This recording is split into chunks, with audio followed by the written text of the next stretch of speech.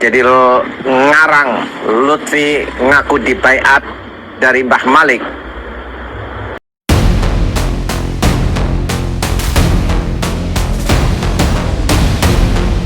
Assalamualaikum warahmatullahi wabarakatuh. Sahabat muslim dimanapun berada, kita ikuti video dari Gus Channel berikut ini. Kami menyampaikan penjelasan ini berdasarkan fakta sejarah yang disampaikan oleh para pelaku langsung. 3. Soal klaim kemursidan dan baiat. Klaim bahwa Lutfi menerima baiat kemursidan dari Mbah Malik adalah tanpa dasar dan bukti sahih. Tidak ada satupun dokumen, saksi, atau catatan resmi yang menunjukkan bahwa Mbah Malik pernah membaiat Lutfi bin Yahya sebagai mursyid, baik dalam tarekat Naqsabandiyah, Khalidiyah maupun Sadziliyah. Apalagi diketahui Mbah Malik sepanjang sejarah hidupnya adalah pengawal tarekat Naqsabandiyah, Khalidiyah, bukan Sadziliyah. Jadi lo ngarang. Sahabat muslim dimanapun berada, sangat disayangkan. Yang perlu diingat dari permasalahan ini, torekot itu adalah sesuatu yang serius di dalam ibadah menuju kepada Allah Subhanahu wa Ta'ala. Dari keterangan yang disampaikan oleh Gus Channel ini, bahwasanya Habib Lutfi bin Yahya itu dari yang disampaikan mengaku dibaiat atau dijadikan mursyid oleh Mbah Malik Kedung Paruk, dibaiat sebagai mursyid thariqah Naqsabandiyah As-Sadziliyah.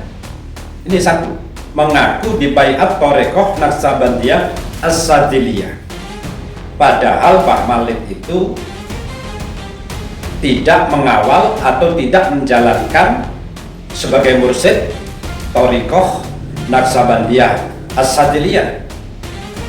Kenapa mengklaim bahwa Habib Lutfi dibaiat oleh Mbah Malik dengan thariqah Naqsabandiyah Sadziliyah?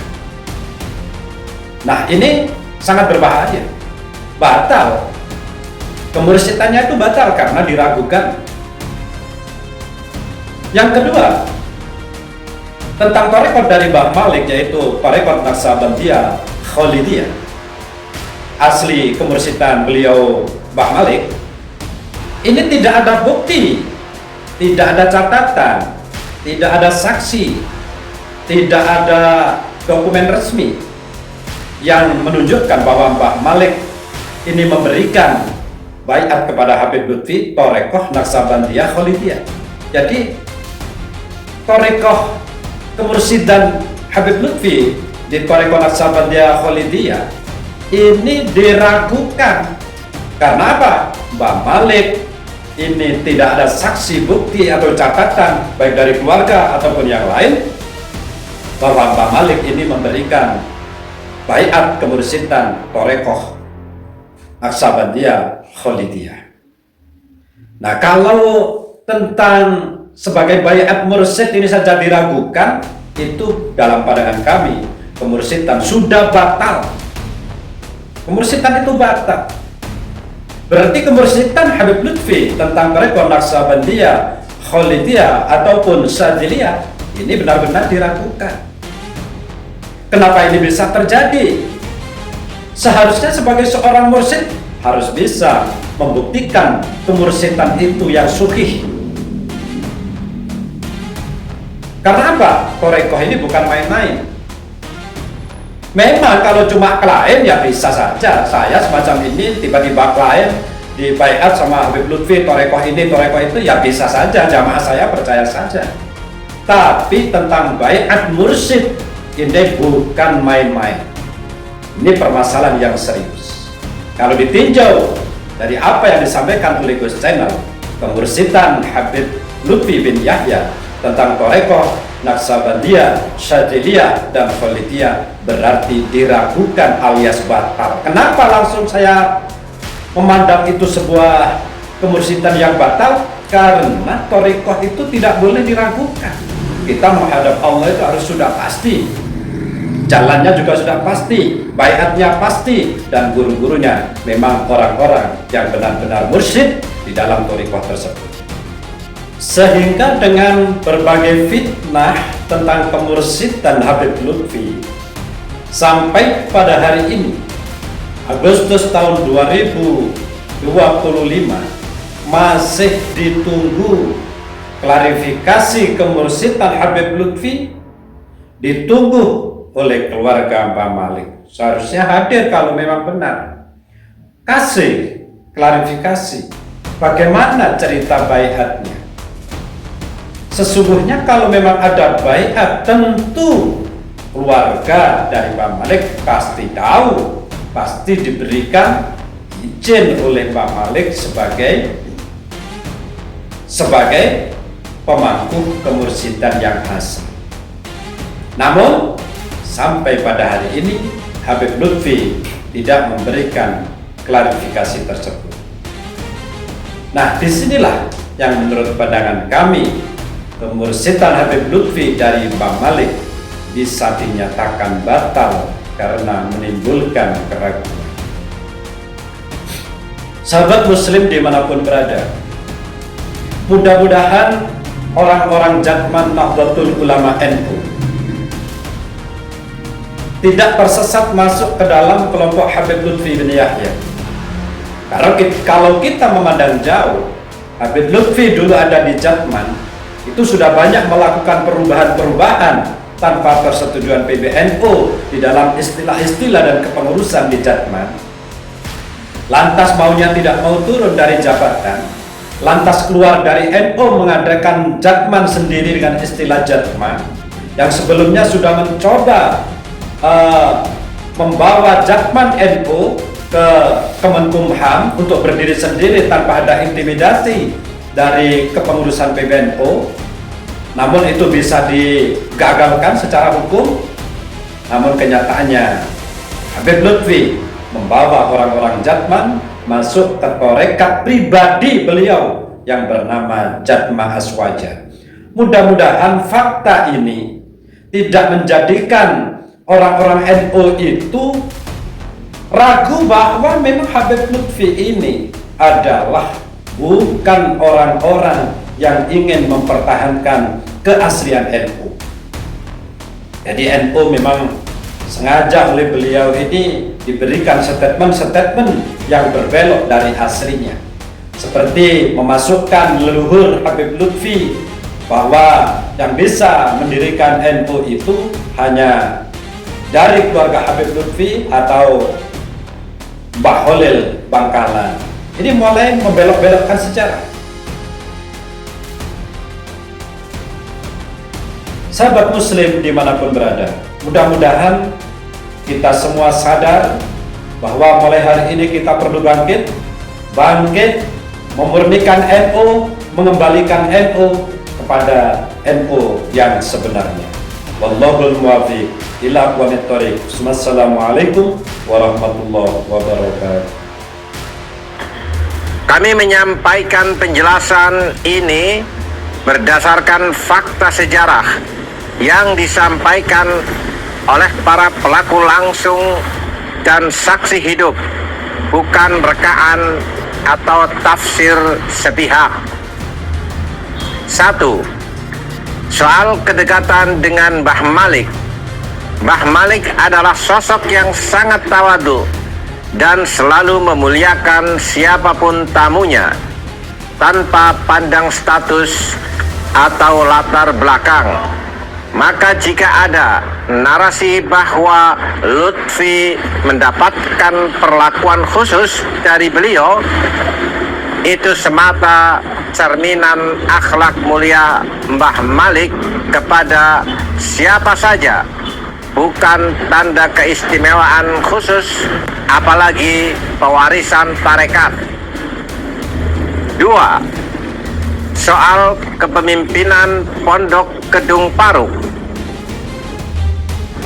Pernyataan yang beredar di media sosial bahwa Pondok Pesantren Kedung Paruk diserahkan kepada Lutfi bin Yahya adalah tidak benar.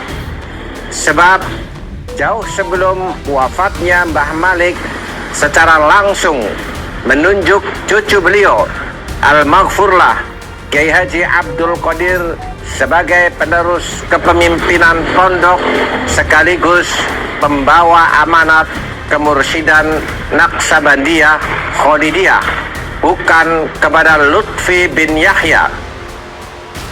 3. Soal klaim kemursidan dan baiat. Klaim bahwa Lutfi menerima baiat kemursidan dari Mbah Malik adalah tanpa dasar dan bukti sahih. Tidak ada satupun dokumen, saksi, atau catatan resmi yang menunjukkan bahwa Mbah Malik pernah membaiat Lutfi bin Yahya sebagai mursyid, baik dalam tarekat Naqsabandiyah Khalidiyah maupun Sadziliyah. Apalagi diketahui Mbah Malik sepanjang sejarah hidupnya adalah pengawal tarekat Naqsabandiyah Khalidiyah, bukan Sadziliyah.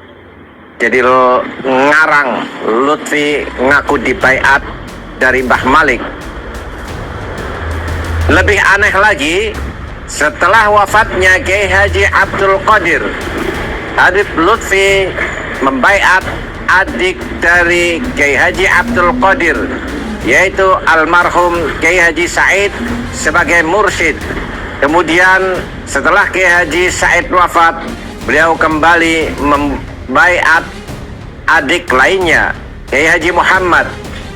Dari mana dasar hak kemursidan itu datang kepada Lutfi bin Yahya? Soal wafatnya Mbah Malik, narasi bahwa saat wafat Mbah Malik hanya ingin ditemani Lutfi adalah keliru.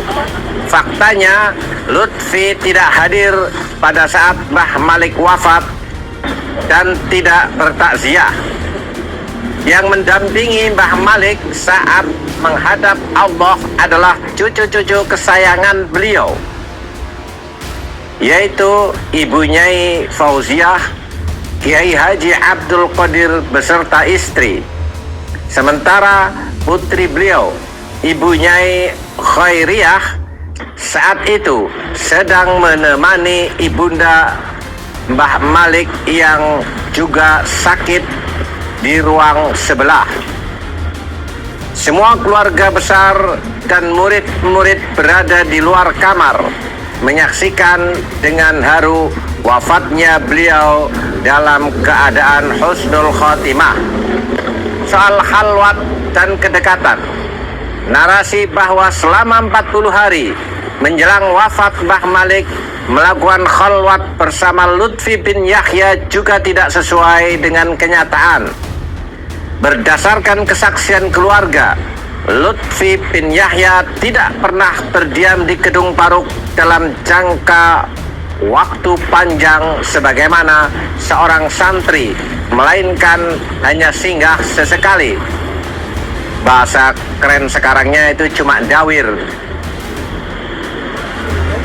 Soal pewarisan dan nasab, yang menyedihkan ada upaya untuk merubah silsilah leluhur Mbah Malik yang jelas merupakan keturunan Pangeran Diponegoro menjadi nasab Pahlawi dalam kurung bin Yahya.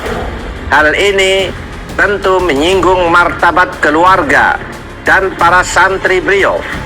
Jika benar beliau adalah murid, maka mestinya menampilkan adab dan kejujuran dalam menjaga warisan gurunya, bukan memanipulasinya demi kepentingan pribadi atau politik tarekatnya. Padahal bila jalur tarekat ingin dilanjutkan secara sah, masih ada jalur ke Sokaraja menemui keluarga dekat Mbah Ilyas. melalui jalur almarhum Kiai Haji Abdus Salam yang kini diteruskan oleh Gus Torik. Soal haul dan klarifikasi, perlu dicatat pula bahwa Lutfi bin Yahya sangat jarang menghadiri haul Mbah Malik. Bahkan dalam 2 tahun terakhir, terutama setelah informasi ini terungkap pada 30 September 2024 lalu, haul Mbah Malik terakhir beliau tidak hadir. Sebab keluarga besar Bani Ilyas menanti klarifikasi langsung dari beliau, terutama atas klaim-klaim kemursidan dan perubahan silsilah itu. Penutup, saudara-saudaraku, meluruskan sejarah bukanlah tindakan benci atau permusuhan, tapi bentuk tanggung jawab terhadap kebenaran dan kelangsungan warisan spiritual bangsa. Jangan sampai anak cucu kita kelak tumbuh dalam kebimbangan, menganggap penjilat dan kaki tangan penjajah sebagai pejuang, dan mengira pemalsuan sejarah sebagai kebenaran. Kami tidak berniat membuat kegaduhan, tapi bila kebenaran dibungkam dan kebohongan terus disebarkan, maka kewajiban kitalah untuk bersuara. Demi Allah, apa yang kami sampaikan ini adalah kesaksian dan kenyataan yang disaksikan banyak orang. Para saksi masih hidup, fakta-fakta masih bisa diverifikasi. Semoga Allah menunjukkan yang benar sebagai kebenaran dan memberi kita kekuatan untuk mengikutinya. Wassalamualaikum warahmatullahi wabarakatuh.